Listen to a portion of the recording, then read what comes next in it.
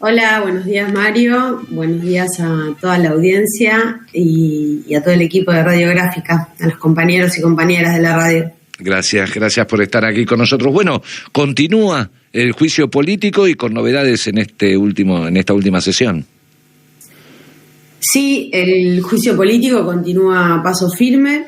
La verdad es que venimos llevando un proceso de investigación muy profundo. Estamos analizando el fallo del 2x1, estamos analizando la malversación de fondos en la obra social del Poder Judicial de la Nación, que afecta a 100.000 trabajadores y trabajadoras, sobre todo la afectación del derecho a la salud y cómo esta obra social, a cargo del juez Maqueda durante un periodo muy grande y de toda la Corte Suprema también, ha retrasado coberturas en medicamentos, prótesis, cuestiones oncológicas, temas de discapacidad. La verdad que yo siempre digo, si hubiera una obra social sindical que estuviera en las condiciones y que se hubiera descubierto ya todo lo que se descubrió en la obra social del Poder Judicial de la Nación, esos sindicalistas estarían o presos o enjuiciados, conocidos y paseados por todos los medios de comunicación y hubieran tenido tapas de diario, etcétera, etcétera. Ahora, como se trata de los miembros de la Corte, parece que esto sería normal y habitual, ¿no? Sí. Entre otras cosas, Consejo de la Magistratura y también coparticipación. Tuvimos el testigo de Alessandro el día de este martes pasado. Retació contestar las preguntas referidas a las conversaciones que se hicieron públicas a través de lo que fue noticias periodísticas que hablaron de esos chats que mantuvo D'Alessandro con la mano derecha de Rosati, el presidente de la Corte y presidente del Consejo de la Magistratura, arreglando las sentencias, ¿no? O sea, se acordaba lo que se conoció públicamente, que son conversaciones levantadas por los medios de comunicación, y esto lo digo siempre bien explícitamente para que no haya confusión, entre dos funcionarios públicos de alto rango, acordando y refiriéndose a causas judiciales en trámites, que después encima la realidad certificó que lo que hablaban ahí era lo que sucedió. Se cumplió y sucedió. Entonces, suponte que no hubieran existido las conversaciones, existió la realidad. Claro. Existió la realidad. Porque, perdóname, D'Alessandro argumenta ahí que se pueden editar, que las conversaciones son falsas, ¿no? Era una de las argumentaciones de D'Alessandro. Sí, hay que probarlo judicialmente. Que presente su teléfono como prueba, que es la mejor forma de acreditar si es falso o verdadero algo. ¿No? Y se amparó en un famoso artículo. Está en su poder demostrar fehacientemente si es falso o no esas conversaciones. Él es el único incluso que puede mostrar, o Silvio Robles, o con los otros que mantuvo conversaciones, que es verdad o falso algo, pero nadie lo ha hecho. ¿Por qué no lo ha hecho? Yo que quisiera, si yo alego, tengo la verdad de mi lado y estoy diciendo algo que quiero que esa verdad sea probada. Desde ya. Pero bueno, evidentemente, está pasando esto, ¿no? Sí, y además, para quienes lo vemos de afuera, es como una auténtica caja de Pandora, ¿no? Porque este juicio se inició por un pedido, entiendo, del Poder Ejecutivo, y que luego nos enteramos que habían decenas de otros pedidos, y esto que mencionabas vos de las obras sociales se fue derivando de las mismas declaraciones de quienes participaron del juicio, ¿no? Exactamente. El insumo principal para desentrañar lo que sucedió con la obra social fue provisto por una propia auditoría que hizo la Corte Suprema. Claro. Ahí está toda la información, todos los desmanejos. Y los profesionales que hicieron esa auditoría fueron 6 personas designadas por la propia Corte Suprema.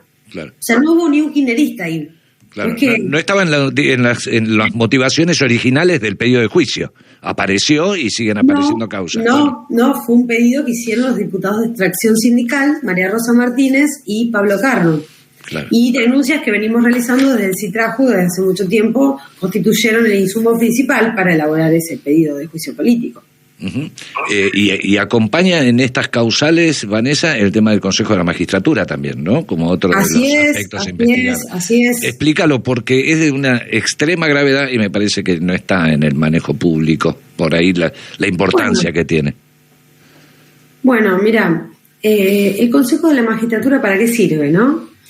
Es el órgano de la nación que hace los concursos para designar a los jueces. Los jueces tienen que atravesar un concurso, aprobar un concurso y luego de ello seguir un mecanismo complejo que es que el presidente de ese concurso agarra uno de los 3 que aprobaron y manda una terna al Senado y el Senado ahí los designa. Participan los 3 poderes del Estado en la designación de un juez. Y eso nace en el Consejo de la Magistratura, donde hay representantes de los 3 poderes del Estado en una mesa que tiene determinados miembros. Antes del fallo de la Corte, esa mesa tenía 13 miembros. Luego, en este fallo pasó a tener 20, con todos unos manejos donde la Corte, ¿qué hace? Un fallo donde dice, el Consejo de la Magistratura tiene que derogarse la ley actual, que funcionó durante 16 años, aplicarse una ley vieja que dice que además yo, Corte Suprema, presido el Consejo de la Magistratura. Y ahí es donde es una causal de mal desempeño firmar una sentencia donde uno tiene comprometido un interés particular o personal. Y claramente el presidente de la Corte tenía un interés particular que era convertirse además en presidente del Consejo. Fue juez y parte interesada y beneficiada directamente de haber firmado esa sentencia. Eso está prohibido por el artículo 1 de la Ley de Ética. Está expresamente prohibido por el artículo 1 de la Ley de Ética. Esa es una causal de juicio político, porque además el Consejo de la Magistratura también tiene un rol fundamental en la sanción hacia los jueces, en la cuestión disciplinaria. La evaluación, nunca mejor aplicado que juez y parte que en este caso, ¿no? Mirá, tal cual. Si un juez no actúa correctamente, si un juez no es imparcial, si un juez beneficia una parte, si un juez comete un acto de corrupción, si un juez comete un acto de violencia, ¿dónde se lo denuncia para removerlo de su condición de juez? En el Consejo de la Magistratura. Tantos ciudadanos y ciudadanas que muchas veces ven esto cuando acuden a la justicia, para llamar la atención de ese juez o aplicarle una falta disciplinaria o incluso removerlo de su cargo, tienen que hacer una denuncia al Consejo de la Magistratura. Entonces, este órgano que intenta permanecer en la oscuridad y no conocido por la ciudadanía es fundamental para la gente.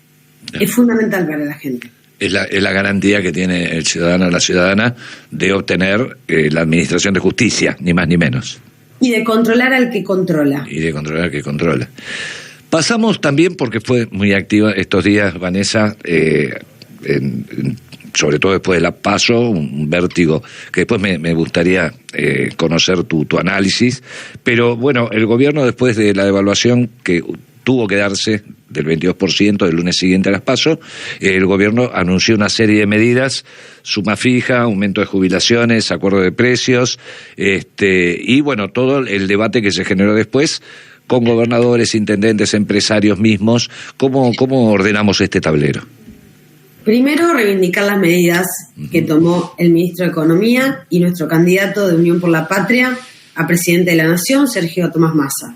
Reivindicar esas medidas, porque, a ver, ahora podemos analizar algunas, pero es un gobierno que salió a dar una respuesta concreta para empezar a mejorar, porque este tiene que ser el primer paso. Pero si no reivindicamos el primer paso, no vamos a obtener un segundo paso. Entonces también estas medidas tienen que ser militadas, tienen que llegar a la gente. Lo peor que puede ser que la medida quede flotando en el éter y no se haga carne la sociedad de cómo ir a hacer su trámite, del derecho que le asiste ahora si es un jubilado o una jubilada a recibir los 37.000 pesos en cuotas, reivindicar que la jubilación mínima ha subido a 124.700 pesos.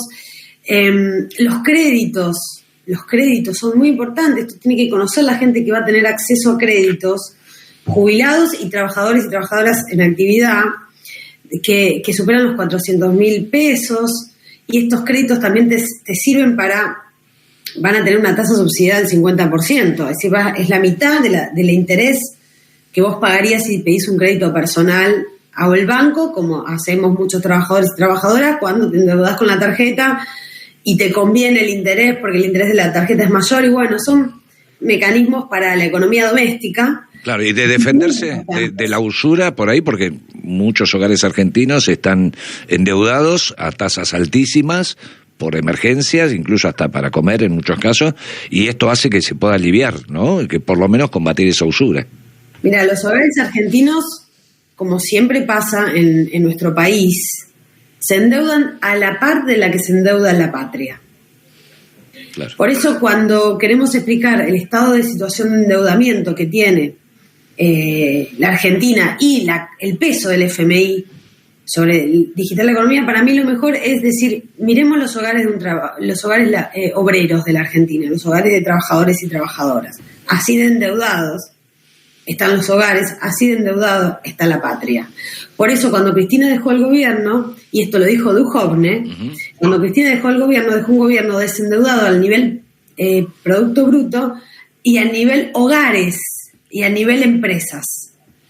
Todo el mundo estaba desendeudado. Porque bueno, en esto macrocosmos y microcosmos, como decía Perón, ¿no? Y bueno, entonces también, por ejemplo, con respecto a la suma fija, ¿no? Que en realidad es un bono. Los 30.000 pesos en septiembre y los 30.000 pesos en octubre. Ni siquiera es una suma fija hasta diciembre. ¿Me van a decir realmente que no pueden pagar un bono de 30.000 pesos? ¿En serio? ¿En serio no pueden pagar un bono de 30.000 pesos? Es decir, esa parte del empresariado que está planteando esto, ¿no va a contribuir en este momento de la Argentina? ¿No va a hacer su parte? ¿Se niegan a pagar un bono de 30.000 pesos? Con las tasas de ganancia que no tiene lógica, no tiene lógica. Después de haber sido asistidos por el gobierno en plena pandemia para pagar los salarios, luego de siempre obteniendo tasas de ganancia que son muy superiores a las de cualquier otro parte del mundo, podemos decir, ¿no? Están superando el 10-12% de ganancia que tienen empresas a nivel internacional ampliamente, 2 o 3 veces ese margen. Sí, esto lo explica siempre muy bien el compañero Paco Manrique, donde analizás el margen de ganancias de las empresas radicadas en principales países del mundo, que es de un 5%, entre un 5 y un 7%, y en Argentina es de más de un 20% ese margen de ganancia de las empresas. Pero además también yo me pregunto, ¿no? Para apuntar a la sensibilidad, ¿no saben los jefes, los empleadores, que un trabajador cuando está mejor también trabaja mejor? Y consume y activa el mercado interno, porque muchas de esas empresas se nutren del mercado interno. Activa la rueda virtuosa de la economía, pero también mejora el rendimiento y la productividad de la empresa.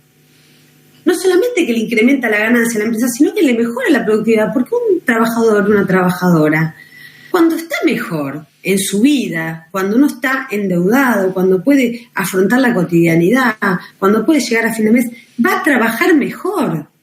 No puede no comprenderse. Me parece que además esto también hay que ser ignorante. Y mal jefe. Cristina lo dijo alguna vez. No lo hagan por pensar así, ¿no? No lo hagan por buenos, háganlo por inteligentes en una situación. Claro. Lo sintetizó así la vicepresidenta cuando ejercía el cargo. No obstante estas condiciones, Vanessa, estamos en una... No quería irme de este tema, sin antes preguntarte por aquellas provincias o jurisdicciones dentro de los cuales está la Ciudad de Buenos Aires, que es la más rica, y dice que no va a pagar. Pero me parece que ahí hay un poco de ensalada en la comprensión de qué es lo que pasa con cada provincia, porque hay provincias que de verdad ya lo dieron, hay provincias que de verdad no pueden, hay provincias que por un posicionamiento político, o jurisdicciones mejor dicho, dicen que no lo van a pagar. ¿Cómo está pasando un poco en limpio ese escenario? Porque las tapas de los diarios hegemónicos dicen que son 14 provincias las que no... Los diarios hegemónicos primero salen a decir que es poca la suma fija de 30.000 pesos, el bono de 30.000 pesos y de 60.000 en total, pagadero en 2 veces. que primero salen a decir que es poca, critican la medida porque es poco, y después salen a decir que los empresarios no la pueden pagar, que los gobernadores no la pueden pagar. Es decir, lo que digan las tapas de los diarios, la verdad, eso desde ya. A mí me parece que lo más importante es que en cada jurisdicción,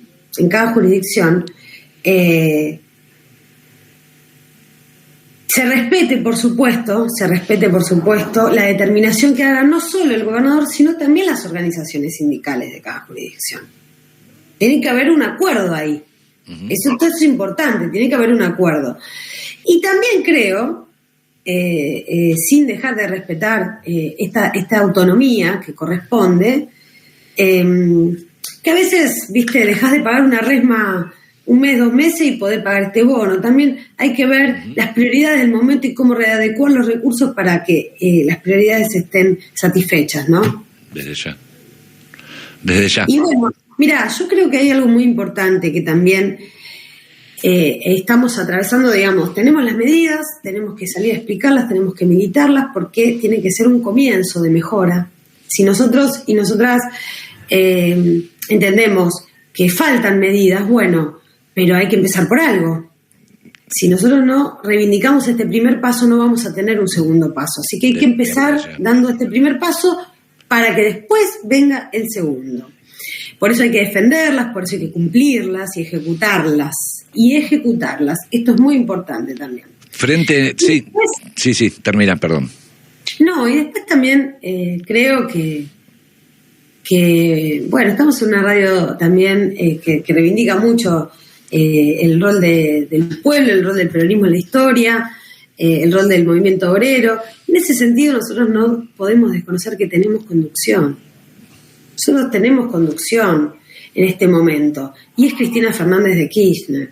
Uh-huh. Y la conducción nos habló, nos tiró lineamientos, y fue la persona que mejor analizó el contexto electoral que estamos atravesando cuando dijo que iba a ser una elección de 3/3. Uh-huh. Y es la persona que analizó perfectamente la situación económica cuando habló de la economía bimonetaria, uh-huh. Cuando habló de la economía bimonetaria como principal generadora de la inflación. Y es generadora de la inflación en tanto y cuanto hay escasez de dólares. Y hay escasez de dólares porque tenemos el Fondo Monetario Internacional, entre otras causales, llámese sequía, ¿no? Pandemia, sí, pero para la cuestión de la obtención de divisas para la República Argentina, la sequía fue determinante. Pero también el acondicionamiento de los más de 45.000 millones de dólares que se le deben al Fondo Monetario Internacional, que contrajo Mauricio Macri. Y entonces, también la necesidad de cómo salir adelante de esta situación necesita de que este análisis sea compartido, no con teoremas falsos de dolarizar la Argentina o de tener una economía bimonetaria con 2 monedas de curso legal. Esos son teoremas que no van a terminar resultando, porque la escasez de dólares sigue existiendo. Uh-huh. Y nosotros no fabricamos dólares. Entonces, bueno, también, pero estuvo el ingreso a los BRICS también, y hubo medidas a nivel internacional que de alguna manera también resultan facilitadores de navegar esta tormenta que es el fondo, ¿no? Sí, y también entender esto, que para salir adelante hay que compartir el análisis, hay que identificar correctamente el problema y generar, a partir de identificar, porque si uno identifica mal el problema difícilmente lo pueda solucionar, a partir de ello construir un consenso total con las fuerzas políticas de la Argentina. Yo creo que este país realmente es un país excepcional, es un país enorme, es un país hermoso, es un país rico en recursos naturales, es un país que tiene una tradición de organización, su pueblo, tiene un pueblo muy sacrificado, muy organizado, que ha sabido levantarse y que ha sabido organizarse. En materia de las, digamos, las fuerzas del pueblo, las fuerzas organizadas del pueblo, las organizaciones libres del pueblo, nuestro país sobresale en América Latina y sobresale con respecto al mundo. Es decir, este país tiene todo ya. Necesita un ayudín por parte de la dirigencia política. Que cada uno haga su parte de manera correcta y un poquito más también, es la expectativa que tenemos. Mira, vos mirá América Latina como está en términos institucionales, no solamente también económicos, sino institucionales. Bueno, la fortaleza de nuestro país necesita, no es que acá no se pueda hacer nada, Ya lo hemos hecho. No es que acá no se pueda hacer nada, sino todo lo contrario, está todo por hacerse. Entonces, bueno, creo que con eso nosotros tenemos que salir a militar y que profundizar el trabajo. Sobre todo, Vanessa, que hay una oposición, que en eso no se diferencian, casi en nada se diferencian, salvo los exabruptos, en los que pretenden terminar, persiguieron ya el sindicalismo, criminalizaron la protesta social, como en Jujuy, y vemos que van por la quita de derechos, incluso de los derechos conquistados, como el IBE, en estos últimos tiempos, y hace pocos días se aprobó la ley de licencias parentales en una clara oposición a ese rumbo que tiene que ver con la ampliación de derechos, ¿no? Se sigue dando la batalla, digamos. Así es. Fue una victoria. Fue una victoria. Y fue acompañada de una organización en el hall del Congreso de la Nación. Había compañeros y compañeras de absolutamente todas las centrales obreras. Estoy muy feliz por eso, porque fue un acto de unidad absoluta, de todos los sectores sindicales, desde Corriente Federal, Frente Sindical, la propia CGT de manera institucionalizada, las dos CTA, los movimientos sociales. Bueno, fue algo muy bueno que se logró, porque acá no sobran los derechos. Esta es una gran falacia y soncera que se pretende instalar. No sobran derechos, faltan los derechos nuevos, los derechos actuales. Por eso también, además de ampliación de licencias, donde llevamos la paternidad... Explícale un poco eso, explica un poco en qué consisten estas modificaciones. Bueno, son muchísimas. Es un primer paso que se dio de dictamen de comisión. Ahora hay que ir por el segundo paso, compañeros y compañeras, que es que se vote en el recinto. Pero es la modificación sustancialmente de la ley de contrato de trabajo a los fines de adecuar, modernizar las licencias en materia de cuidados en general, cuidados familiares. Por esta lógica también de que una vida mejor hace a un mejor trabajador y trabajadora, ¿no? Y la obligación del orden público laboral es garantizarle una vida plena al trabajador, que no... porque se desarrolla en el mundo laboral, no en el mercado de trabajo.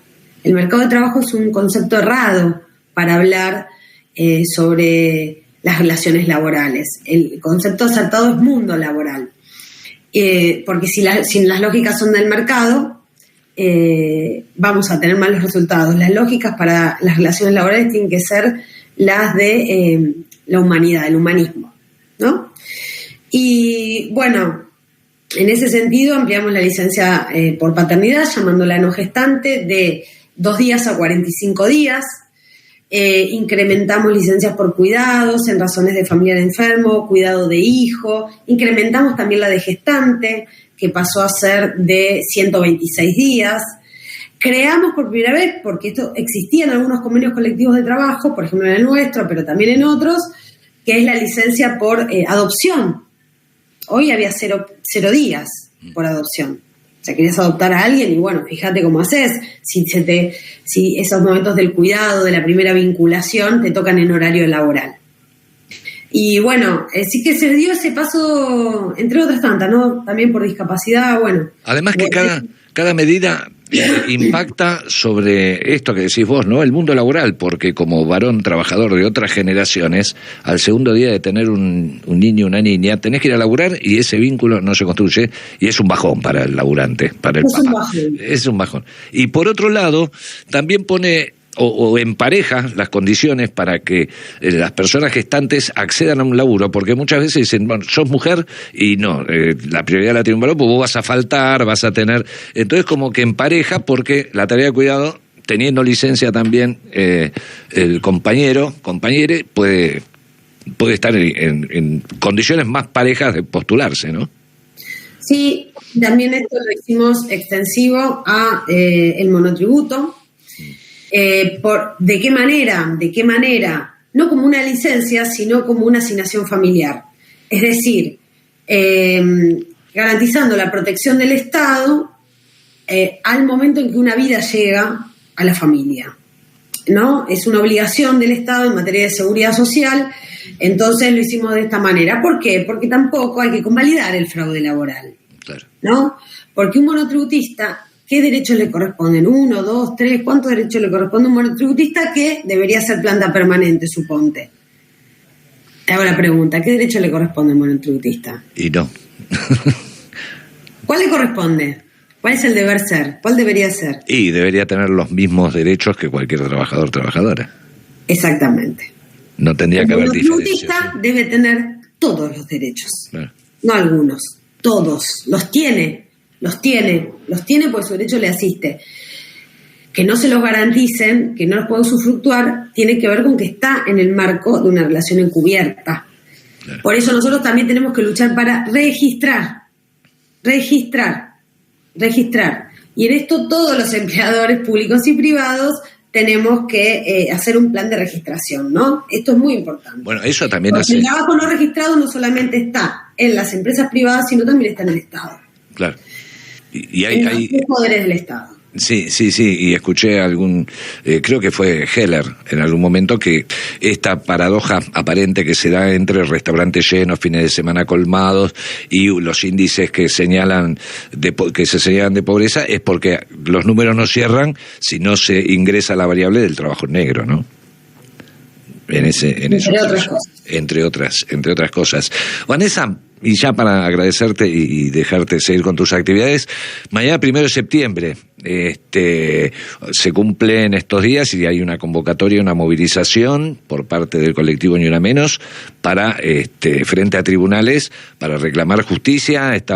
Creo que ya se dijo por lo menos que los tribunales van a establecer la fecha del juicio a Sabac Montiel y a Brenda Uriarte, cerrando toda posibilidad de vinculación y de más aporte de pruebas que siguen surgiendo. Vos hablábamos creo al principio del teléfono de Milman y otros implicados como Caputo y bueno, tantos, ¿no? Revolución Federal que pareciera no, corrieron por cuerdas separadas en la justicia, o sea, no solamente un año de un intento de femimagnicidio, sino también de impunidad y esto, nuevamente, de corrupción de la justicia, y creo que es algo peor que la corrupción, ¿no? Creo que es connivencia y la preocupación de a lo que habilita esto si no llegara a haber justicia que no la está viendo. La causa que está llevando adelante la jueza Capuchetti y también el fiscal Rívolo, que ahora piden elevar a juicio oral, el proceso de investigación fue patético y mediocre y realmente hay denuncias por cómo se llevó adelante esa investigación. ¿Por qué? Porque no se intenta acceder a la verdad real y total de lo sucedido y a los principales responsables con las líneas de acción que vos muy bien describiste, que son la pista, Caputo, que es el financiamiento, es decir, quién financió a esos grupos violentos, fascistas, que estuvieron en actuación en la Argentina y que, oh casualidad, después del intento de magnicidio de la presidenta, ya no están más en ningún lado. Ya no hacen más política. Ya no sabemos dónde. No parece que entonces que era tan espontáneo, ¿no? Tan espontáneo y tan de generación espontánea. Y además la pista Milman, que es la pista política, la pista intelectual, digamos, de la planificación. Que una de las secretarias denunció encima que su teléfono fue alterado, por lo menos en una oficina. Alterado en las oficinas, borrados en las oficinas de la fundación de Patricia Bullrich. Entonces, esas líneas de acción hay que difundirlas porque esa causa está llevada adelante para garantizar la impunidad de lo que no quisieron investigar. Lo que no quisieron investigar dice mucho de lo que sucedió. Por omisión, la jueza Capuchetti, el fiscal Rívolo, están dejando más en claro que nadie por dónde viene el verdadero intento de magnicidio de la vicepresidenta de la Nación. ¿Quiénes son los responsables y los autores intelectuales de esa planificación? Entonces, a un año de esto, digamos, tenemos además en la Argentina, como tantas otras cosas buenas, el milagro que sucedió de que hoy también podamos seguir escuchando a Cristina Fernández de Kirchner. Porque, digamos, lo que esa mujer ha resistido es un premio que tenemos en la vida. Y hay que valorarlo y escucharlo, porque aparte la conducción estratégica no sale a hablar todos los días. No sale a hablar todos los días. Ya nos dijo por dónde, cómo y qué hacer. Ya dijo elección de tercios, ya dijo economía bimonetaria, ya habló del Fondo Monetario Internacional y ya habló del acuerdo, del consenso entre las fuerzas políticas para sacar adelante este país. Bueno, ahora hay que escuchar y ejecutar y practicar las acciones que la dirigencia debe llevar adelante para hacer esto. Yo creo que el mensaje que a mí me queda de las urnas, del voto popular, es algo que una vez me dijo, es una frase de Raimundo Ongaro, que Raimundo decía, a mí me la contó Osvaldo Iadaraola, yo me la enteré por él, fallecido secretario general de FOETRA, y decía que Raimundo Ongaro decía, los trabajadores son lógicos, no ideológicos. Uh-huh. Y yo me permito hacer extensiva esta frase de Raimundo al pueblo. El pueblo es lógico. Y está pidiendo, está hablando de lo agotada que está cierta forma de hacer política en la Argentina. Que también la vicepresidenta lo remarcó en algún sentido, y como una de las variables, entiendo yo, como la de la dispersión de la dirigencia, ¿no? La dispersión de la política. Ella no dijo dirigencia, habló de la dispersión de la política. Sí. Y creo que lo estamos viviendo junto con una grave amenaza, pero eso es tema para otro capítulo, sí, de lo que es la fragmentación del territorio que se propone con el cambio de constitución en Jujuy, ahora también en La Rioja, lo que está sucediendo hasta el paralelo 40 de Malvinas hacia arriba. O sea, estamos frente a algo más que un proyecto liberal económico, y creo que tenemos que atender. Te la quiero dejar, y ya para despedirme, me acordé cuando hablabas de la conducción estratégica, no tiene que estar todos los días. El general Perón decía, si Dios bajara todos los días a decirle a los hombres lo que hay que hacer, al tercer o cuarto día nos faltaría el que dice yo lo puedo hacer mejor. Sí. Así que, Vanessa, gracias por esta charla. No, muchas gracias a ustedes y les mando un saludo enorme y nos estamos viendo.